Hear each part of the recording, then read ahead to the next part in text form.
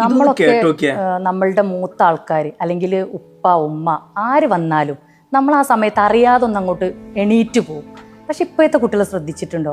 അവരെവിടെയാണോ ഇരിക്കുന്നത്, അല്ലെ അവരെന്ത് ആക്ടിവിറ്റീസ് ആണോ ചെയ്തിരിക്കുന്നത്, അവരതേ ലെവലിൽ അവിടെ ഇരിക്കും. ഒന്ന് എണീക്കൊന്നുമില്ല. അവർ ജസ്റ്റ് വന്നോന്ന് ജസ്റ്റ് ഒന്ന് മുഖം ഒന്നൊന്ന് പൊക്കി നോക്കും, അത്രമാത്രം. നമ്മളെ കാലഘട്ടത്തിലാണെങ്കിൽ നമുക്ക് ടീച്ചേഴ്സിനെ കണ്ടാൽ അല്ലെങ്കിൽ നമ്മളുടെ മുതിർന്ന നമ്മളെ ഏജിനേക്കാൾ 1 വയസ്സാണെങ്കിൽ പോലും നമുക്ക് അവരെ കാണുമ്പോൾ ഒരു പരിഗണന.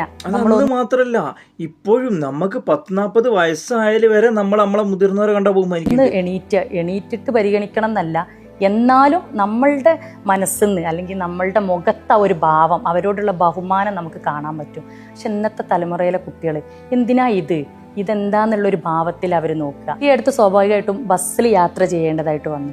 ആ സമയത്ത് ഇതേപോലെ കുറേ കുട്ടികൾ ഇങ്ങനെ ഇരിക്കുന്നുണ്ട്. അപ്പം ഒരു പ്രായമായ സ്ത്രീ വരുവാണ്. പക്ഷെ അവർക്കത് എണീറ്റ് കൊടുക്കണം എന്ന് അവർക്ക് തോന്നില്ല. അവർ വേഗം ആ സമയത്ത് ഫോൺ എടുക്കുകയാണ്. അപ്പം സ്വാഭാവികമായിട്ട് ഞാനിത് അവരെ കുറ്റം പറയുന്നില്ല. പക്ഷെ ഞാൻ 2-3 വട്ടം നാട്ടിലൊക്കെ ഓരോ പരിപാടിക്ക് പോകുമ്പോൾ ഞാൻ ശ്രദ്ധിച്ചിട്ടുണ്ട് ഇത്. അല്ലെങ്കിൽ നമ്മൾ ഓരോരോ ആവശ്യങ്ങൾക്കൊക്കെ ഓരോ സ്ഥലത്ത് പോകുമ്പോൾ ഞാൻ ശ്രദ്ധിച്ചിട്ടുണ്ട്. ഞാൻ സ്വയം ഇങ്ങനെ അപ്പോൾ ആ സ്ഥാനത്ത് നമ്മൾ ആ പ്രായത്തിലുള്ളപ്പോഴൊക്കെ നമ്മൾ നീച്ചു കൊടുത്തിട്ടുണ്ടല്ലോ, അല്ലെങ്കിൽ നമ്മളെ മുതിർന്ന അല്ലെങ്കിൽ നമ്മളെ കുടുംബത്തിൽ ആരെങ്കിലും കാണുമ്പോൾ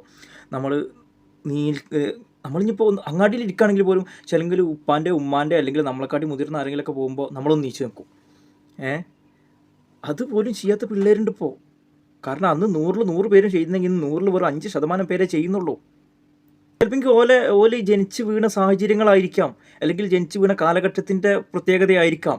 കാരണം ഇപ്പോൾ ഫോണും കാര്യങ്ങളിലേക്കൊക്കെ നേരെ വന്ന് വീകുമ്പോൾ ഉള്ള വിഷയങ്ങളായിരിക്കാം. ഇത് കേട്ടപ്പോൾ ഞാനിങ്ങനെ അന്നൊരു ദിവസം ഇരുന്ന് ആലോചിച്ചതിൻ്റെ സംഗതി കേട്ടപ്പോൾ ഇങ്ങനെ ഒന്ന് പറഞ്ഞുള്ളൂ കേട്ടോ.